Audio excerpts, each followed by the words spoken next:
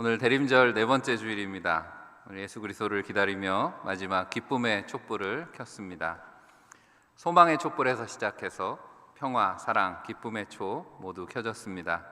이 시간 함께 예배하는 우리 사랑하는 성도들 위해 예수 그리스도로 말미암아 소망이 가득하시고 또 주님 주시는 평강, 기쁨, 사랑이 충만하시기를 간절히 축원합니다.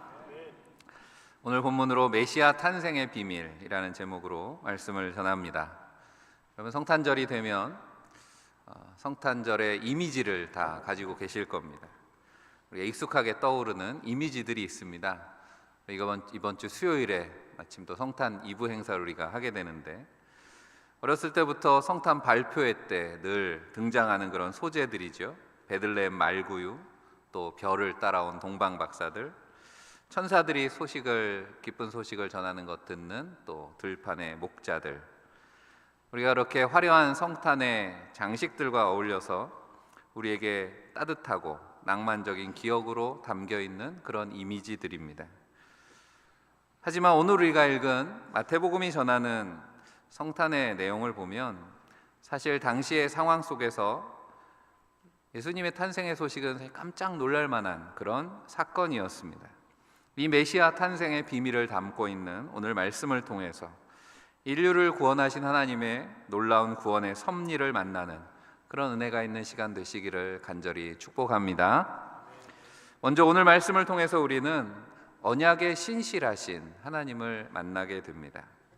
예수님의 탄생의 이야기는 하나님의 언약의 신실하심을 드러내주고 있습니다. 오늘 본문 18절은 예수 그리스도의 나심은 이러하니라 라는 선포로 시작됩니다.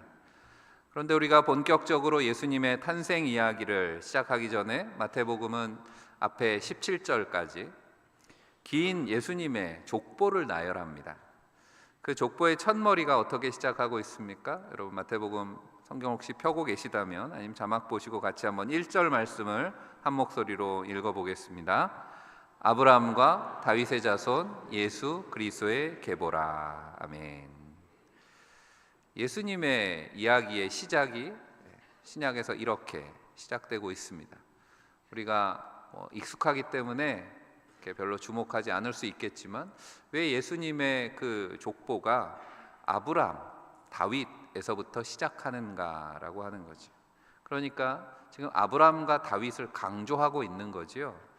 신약의 제일 처음에 아브라함과 다윗의 자손, 이렇게 예수님의 이야기를 시작합니다. 이 말씀은 예수님의 오심이 결코 우연히 일어난 사건이 아니고 하나님께서 수천 년 전부터 맺으신 구원의 언약을 신실하게 지키신 결과다라고 하는 것을 증거하기 위해서입니다. 먼저 그리스도의 탄생은 하나님이 아브라함과 맺은 언약과 연결되어 있습니다. 우리가 창세기 12장에 하나님께서 아브라함을 부르시죠.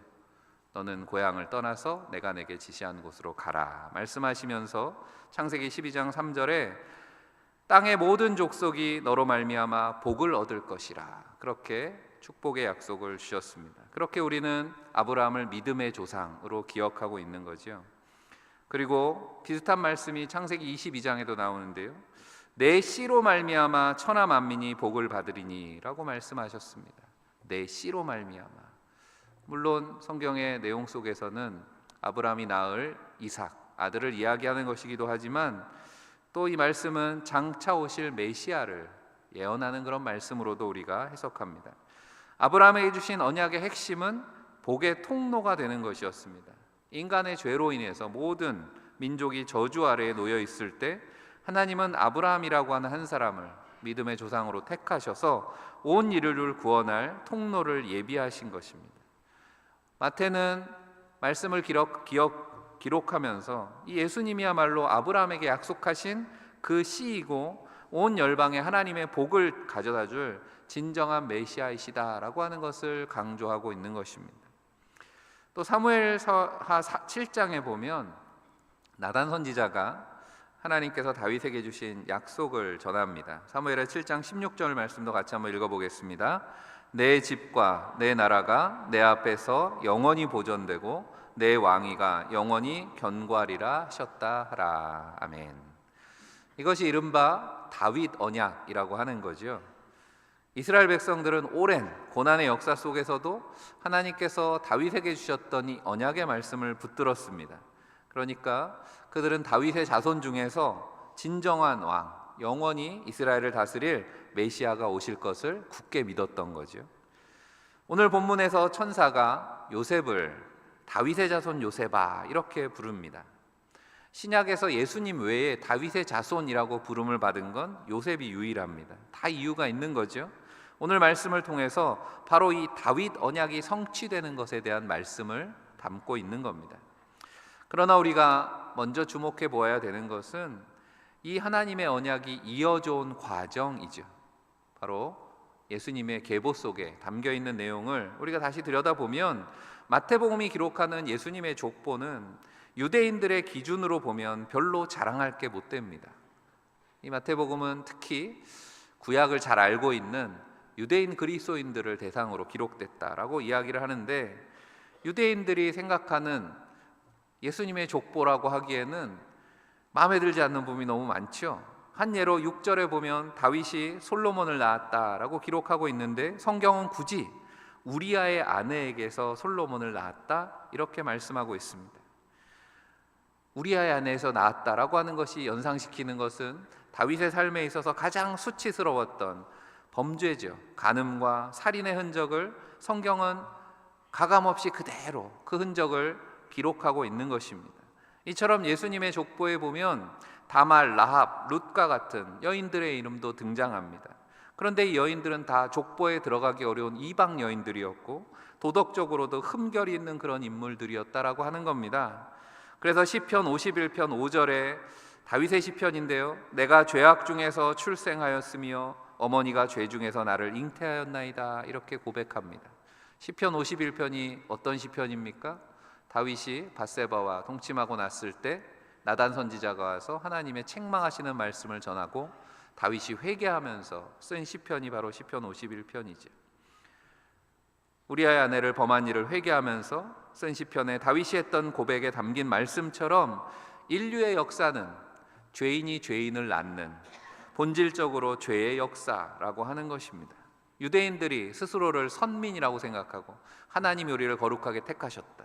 그래서 자신들이 하나님의 구원받는 유일한 백성이고 혈통적인 깨끗함을 자랑하는 그런 유대인들이었지만, 예수님의 족보에서 보는 것처럼 하나님의 언약은 그런 인간적인 거룩함 때문에 유지하는 것이 아니다라고 하는 것을 분명히 보여주시는 그런 말씀인 거죠. 오히려 인간은 끊임없이 범죄함을 인해서 하나님과의 언약을 깨뜨리고 배반했지만, 하나님은 그 죄인들의 굴곡진 역사와 막장 드라마 같은 인생들의 삶을 뚫고 신실하게 하나님의 구원의 길을 만들어 오셨다라고 하는 것을 오히려 반증하는 그런 내용이 되는 것입니다. 성경은 분명하게 말씀합니다. 하나님의 구원은 인간의 공로가 아니죠. 깨어진 언약조차도 끝까지 포기하지 않으시는 하나님의 열심 때문에 이루어진다라고 말씀합니다. 18절에 예수 그리스도의 나심은이라는 나심이라는 헬라어가 게네시스라는 단어입니다. 영어로도 제네시스가 됩니다. 기원이라는 거죠. 우리가 창세기를 영어로 제네시스라고 하지 않습니까? 예수님의 오심은 이처럼 죄로 인해 파괴된 세상을 향한 하나님의 새로운 창조의 역사를 말씀하시는 겁니다. 하나님은 그 역사를 이루시기 위해서 아브라함과 다윗에게 하신 약속을 잊지 않으셨습니다. 인류의 가장 어두운 역사를 통과해서 마침내 예수 그리스도라는 찬란한 구원의 빛을 우리에게 보내주셨다 말씀하고 있는 거지. 두 번째로 메시아 탄생의 이야기에 담긴 비밀은 꿈을 통해서 하나님은 구원의 역사를 이루셨다라고 하는 것입니다. 여러분, 꿈은 이루어진다라는 말 좋아하시죠? 보통 희망찬 미래를 이야기할 때 꿈은 이루어진다 이렇게 말합니다. 하지만 냉정하게 생각해 보면 우리 꿈이라고 하는 게 어떻습니까? 꿈이 현실이 되기는 참 어렵습니다. 대부분의 꿈은 아침에 눈을 뜨면 기억조차 나지 않습니다. 여러분에게 한번 물을까요? 어젯밤에 꾸신 꿈을 기억하시는 분이 여러분 중에 몇 분이나 되실까요? 어제 좋은 꿈 꾸셨습니까? 좋은 꿈을 꿔도 잊어버리는 거죠. 저도 꿈을 잘 기억 못합니다. 그리고 간혹 기억나는 꿈들이 있죠. 그렇지만 무슨 내용인지도 잘 모르고 에이 개꿈인가 보다 하고 털어버리기가 일수라고 하는 겁니다. 우리는 꿈은 꿈이라고 그저 그렇게 치부합니다. 왜냐하면 현실은 훨씬 더 냉혹하기 때문에. 요셉이 꾼 꿈은 우리가 흔히 말하는 대박나는 꿈도 아니고 희망찬 비전도 아니었습니다. 왜냐하면 약혼녀가 임신했다는 충격적인 소식을 듣고 고민하며 잠들었다가 만난 꿈이었기 때문에 그렇습니다.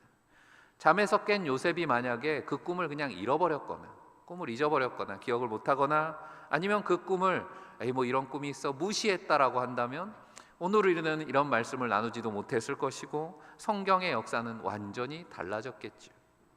마태복음은 이 이야기를 기록합니다. 그리고 유대인들이라면 아마 자연스럽게 함께 떠올릴 또 한 사람 구약의 인물을 생각나게 할 것입니다. 바로 구약에도 요셉이 나오잖아요. 꿈꾸는 자 요셉입니다. 공교롭게도 두 요셉은 이름만 같은 것이 아니라 구약의 요셉이나 신약의 요셉 두 사람 모두 꿈을 통해서 하나님의 계시를 받았습니다. 그리고 누구보다 그 꿈 때문에 인생이 송두리째 흔들리는 경험을 한 사람들입니다. 구약의 요셉 이야기는 많이 들어보셨잖아요. 꿈 때문에 형제들의 미움을 사게 되었습니다. 하필 그 꿈이 그런 내용이잖아요. 형들이 지은 곡식단이 다 와서 내 곡식에게 절하고 하늘의 해와 달 별들이 와서 다 절하고 형들의 시샘을 살 수밖에 없는 그런 꿈을 또 이야기를 하고 다녔습니다. 결과적으로 형들의 시샘 때문에 애굽의 노예로 팔려가게 되죠. 억울한 옥살이를 하기도 합니다. 그에게 꿈은 축복이라기보다는 가혹한 운명처럼 여겨졌습니다. 하지만 나중에 애굽의 총리가 되었고 형제들을 다시 만나게 되었을 때 요셉은 깨닫습니다. 그 모든 과정이 하나님께서 이 기근의 위기 속에 야곱의 가족을 구원하시기 위한 하나님의 섭리였다라고 하는 것을. 그래서 이제 아버지 야곱이 죽고 나서 형들이 이제 아버지가 죽고 나니 이 아우가 혹시라도 앙심을 품고 더구나 애굽의 총리 아닙니까? 우리를 해코시할까 두려워가지고 아예 먼저 나서가지고 막 용서를 구하죠. 그런 형들에게 요셉이 고백하는 말씀이 창세기 50장 20절에 기록되어 있습니다. 당신들은 나를 해하려 하였으나 하나님은 그것을 선으로 바꾸사 오늘과 같이 많은 백성의 생명을 구원하게 하시려 하셨나니. 요셉은 자신이 그 꿈의 의미를 분명히 깨달았습니다. 하나님께서 그 꿈을 통해서 생명을 구원하시고 이스라엘 민족을 일으키시기 위해서다라고 하는 거죠. 다시 오늘 우리가 본문의 요셉의 이야기로 돌아와 봅니다. 요셉이 마주한 불편한 진실에 대해 생각해 보면 오늘 18절 후반에 마리아가 요셉과 약혼하고 동거하기 전에 성령으로 잉태된 것이 나타났더니 말씀합니다. 요셉은 마리아와 약혼한 사이였습니다. 당시 유대 사회에서 약혼이라고 하는 건 결혼한 것과 거의 마찬가지의 법적인 효력을 가졌습니다. 정혼하면 동거만 하지 않을 뿐이지 사실 부부나 다름없는 그런 법적인 관계입니다. 그런데 마리아가 임신을 했다라고 하는 겁니다. 요셉의 입장을 생각하면 청천벽력 같은 그런 소식일 거죠. 왜냐하면 신명기 22장 율법에 보면 약혼한 처녀가 다른 남자와 관계를 하면 돌로 쳐 죽이게 되어 있습니다. 그러니 마리아가 임신을 했다. 앞으로 어떻게 되는 겁니까? 마리아가 죽게 되는 겁니다. 요셉은 이 심각한 스캔들 앞에서 고민할 수밖에 없었습니다. 그리고 19절에 보면 요셉은 의로운 사람이라 그를 드러내지 아니하고 가만히 끊고자 하여 이를 생각할 때에 말씀하고 있습니다. 요셉은 의로운 사람이라는 거죠. 여기서 의롭다라고 하는 건 단순히 율법을 잘 지키는 사람 그런 차원이 아니고 율법의 정신, 바로 긍휼과 사랑을 가진 사람이었다라는 것을 의미합니다. 그래서 마리아가 처한 위태로운 상황을 보고 드러내지 않고 가만히 끊고자 했습니다. 무슨 뜻입니까?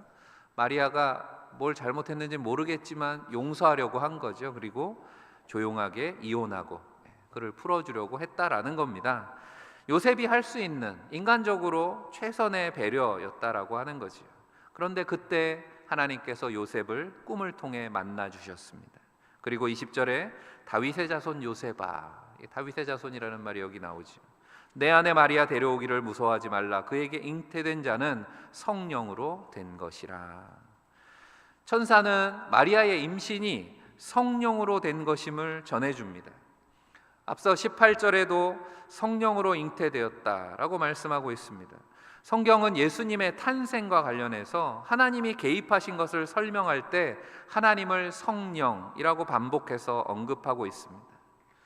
우리가 초대교회 때는 하나님이 어떤 분이신지, 예수는 어떤 분이신지, 성령을 또 우리가 어떻게 이해해야 될지 아직 신학이 정립되지 않았을 때입니다. 그럴 때 초대교회가 성령을 어떻게 고백했냐면 생명을 주시는 주님이라고 고백했습니다.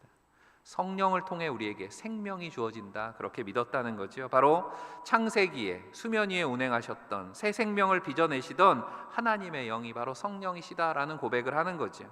즉 예수님의 잉태가 인간의 능력을 넘어서는 전적인 하나님의 주권적 역사입니다라고 하는 것을 성경은 고백하고 있는 겁니다. 중요한 것은 요셉이 이 꿈을 꾸고 나서 꿈에서 들은 하나님의 음성에 믿음으로 응답했다라고 하는 것이 오늘 말씀에서 중요하겠죠. 24절에 요셉이 잠에서 깨어 일어나 주의 사자의 분부대로 행하여 그 아내를 데려왔다 말씀합니다. 여기서 잠에서 깨어 일어났다라고 하는 표현은 단순히 그저 자다 일어났다 깨었다라고 하는 의미를 넘어서는 의미를 갖습니다. 왜냐하면 성경에서 이 일어났다라고 하는 것은 죽은 자가 다시 살아났다라고 할 때 사용된 단어이기 때문에 그렇습니다. 그러니까 요셉이 이 꿈을 꾸기 전까지 요셉의 심정이 얼마나 힘들었는가라고 하는 것을 오히려 반대로 보여주는 말씀이기도 한 거죠. 정말 죽을 것처럼 고민을 했겠죠. 그리고 잠에서 깨어난 요셉은 정말 죽었다 다시 태어난 사람처럼 이제 이전의 요셉이 아니었다라고 하는 겁니다. 세상의 가치로는 용납할 수 없는 그런 상황을 받아들이기로 했다라고 하는 거죠. 그러니까 임신한 아내를 내가 맞이하겠습니다 라고 하는 건 그 태중에 있는 아기를 받아들인다는 의미가 되는 거죠. 그리고 천사가 전한 말씀처럼 그 아기는 세상을 구원할 메시아, 그리스도라고 말씀했기 때문에 요셉은 그리스도를 영접하기로 마음을 먹었다라고 하는 겁니다. 단순히 마리아를 영접하는 것이 아니라 그리스도를 영접하는 셈이 되었습니다. 고린도서 5장 17절에 그런즉 누구든지 그리스도 안에 있으면 새로운 피조물이라 이전 것은 지나갔으니 보라 새 것이 되었도다. 우리가 그리스도인이 된다는 것의 의미를 이렇게 표현합니다. 마치 잠에서 깨어난 요셉의 모습처럼 또 바울이 표현하는 것처럼 나는 죽고 예수 그리스도로 사는 새 사람이 되었다라고 하는 거죠. 이렇게 요셉이 선택한 길은 결코 낭만적인 사랑의 길이 아니었습니다. 내가 꿈에 하나님의 사자를 만났고 임신한 아내는 성령으로 잉태된 메시아라고 그렇게 떠들고 다녔을까요? 우리는 이 뒤의 이야기를 다 알고 있기 때문에 우리는 성탄의 이야기뿐 아니라 십자가와 부활의 사건까지 복음의 모든 내용을 다 알고 있기 때문에 말씀을 읽을 때 그걸 생각 못하고 읽습니다. 하지만 아직 예수 그리스도가 누구신지 복음도 알지 못하는 그런 세상에 그 꿈을 받아들인다라고 하는 것은 평생을 부정한 여인의 남편이라는 사회적인 오명이나 비판 속에 살 수도 있다는 것을 의미하는 것입니다. 혹시라도 겪게 될 수치와 핍박을 각오하면서 요셉이 선택한 길은 오히려 침묵하면서 남편의 역할을 감당하는 것이었습니다. 이어지는 말씀이 그런 요셉의 모습을 잘 보여주죠. 25절에 아들을 낳기까지 동침하지 아니하더니 낳음의 이름을 예수라 하니라. 꿈에서 깬 요셉이 한 일입니다. 요셉은 이 거룩한 출생을 묵묵히 받아들였다는 거죠. 그리고 꿈에서 계시받은 대로 아기의 이름을 지어줍니다. 자기와 피 한 방울도 섞이지 않은 그 아이를 자신의 아들로 삼게 됩니다.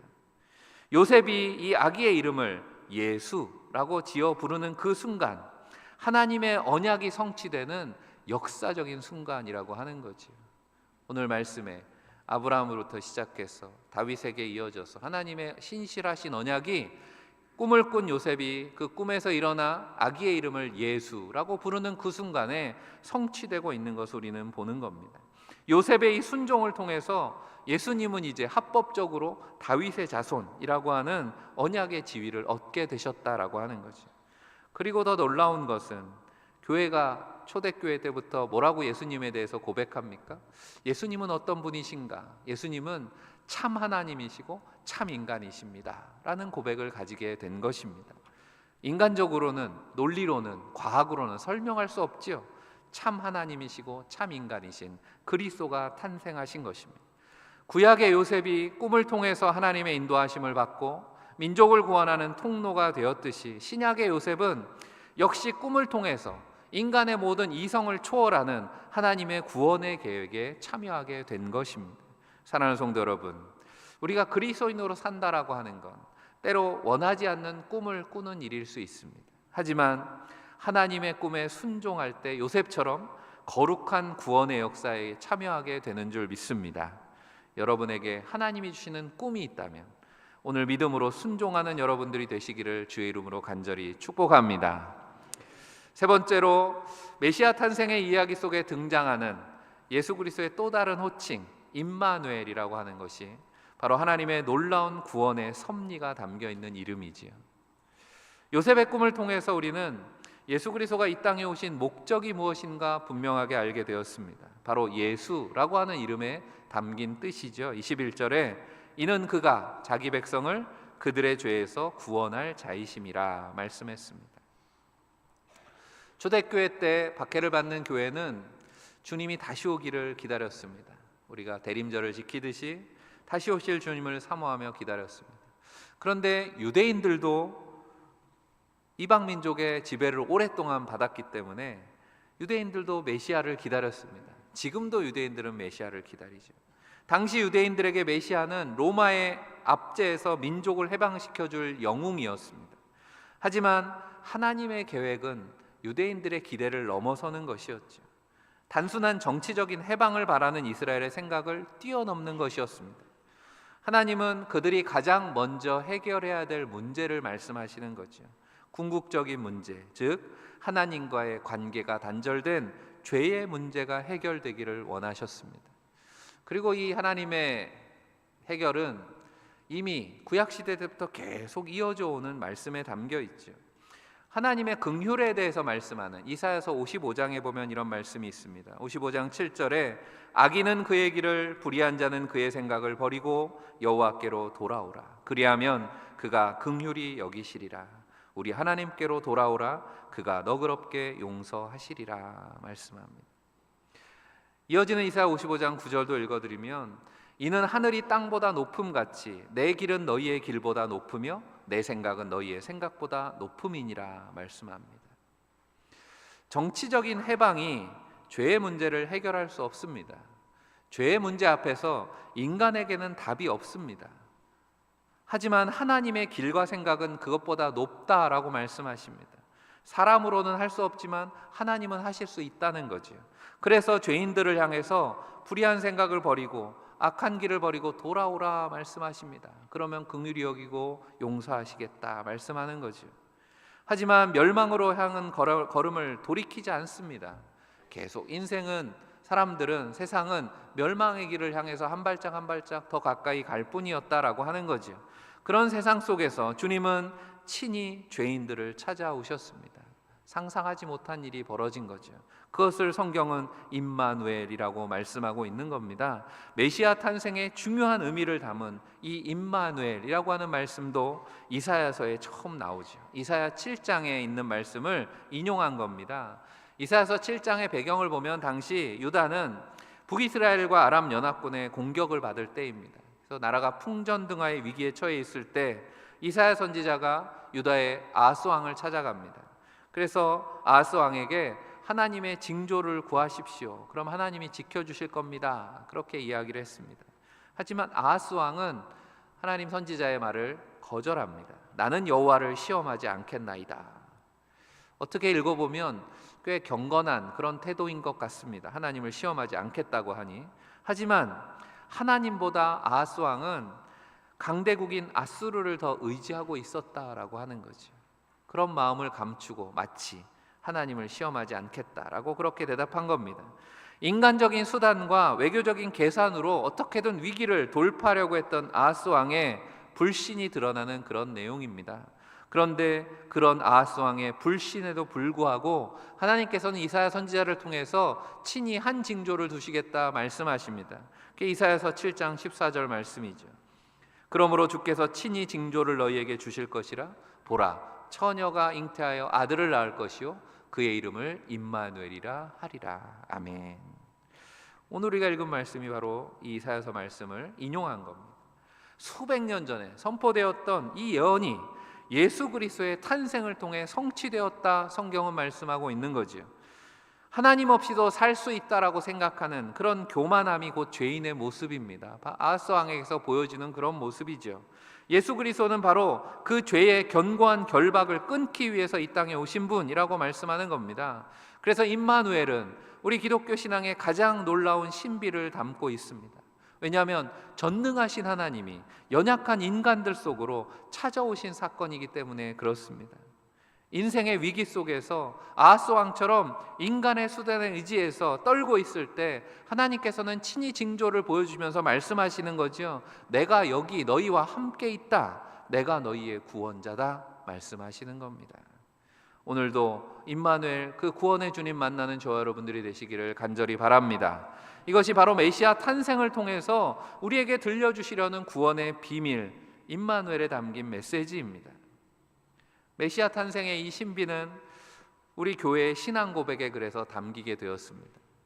우리가 오늘도 같이 사도신경 가운데 이 고백을 했습니다. 그는 성령으로 잉태되어 동정녀 마리아에게서 나시고, 이 고백을 할 때마다 오늘 말씀을 다시 한번 생각해 보시기를 바랍니다. 언약의 신실하신 하나님은 반복되는 인간의 타락에도 불구하고 마침내 구원의 약속을 이루셨다라고 하는 거죠. 하나님은 때로 우리의 이성과 상식을 넘어서 일하실 때가 있습니다.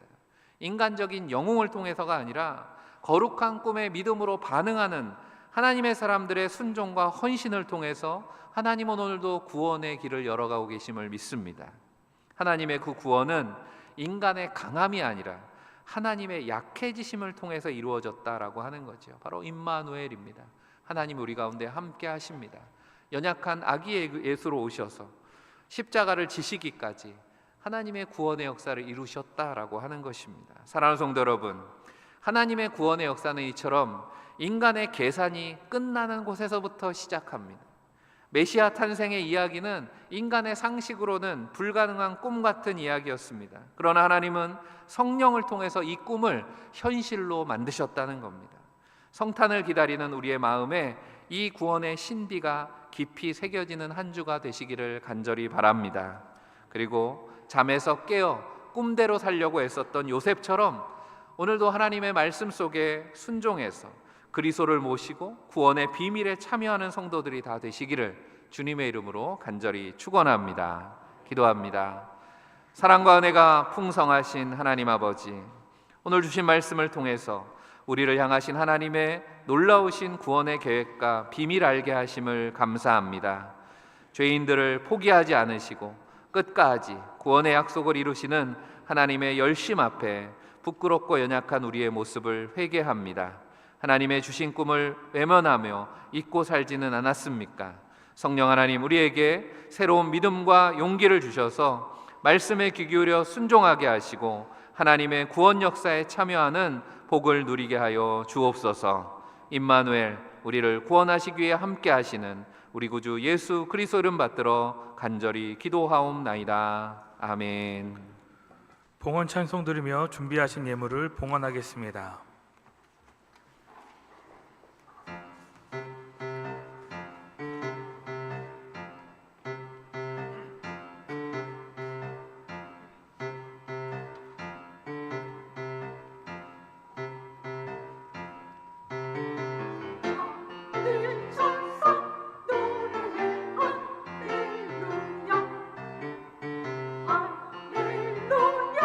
예수님 탄생하신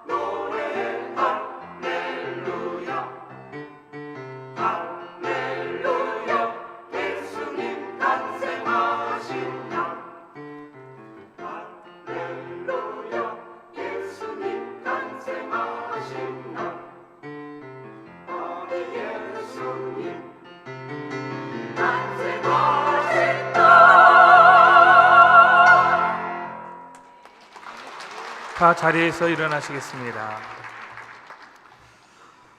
복의 근원 되시는 하나님 아버지, 주님 오심을 기다리는 사랑하는 성도들이 함께 예배하며 마음과 정성을 다해 예물을 드립니다. 기쁘게 받아 주옵소서.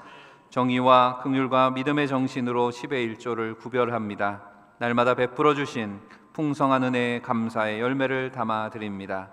이 물질이 쓰이는 곳에 그리스도의 사랑이 넘치게 하시고 주님 은혜로 하나님의 나라가 확장되게 하여 주실 줄 믿습니다. 소외된 곳에 성탄의 기쁜 소식이 전해지게 하시고 상처받은 영혼들이 치유되고 연약한 육신이 회복되게 하여 주옵소서. 우리 주 예수 그리스도 이름 받들어 간절히 축복하며 기도하옵나이다. 아멘.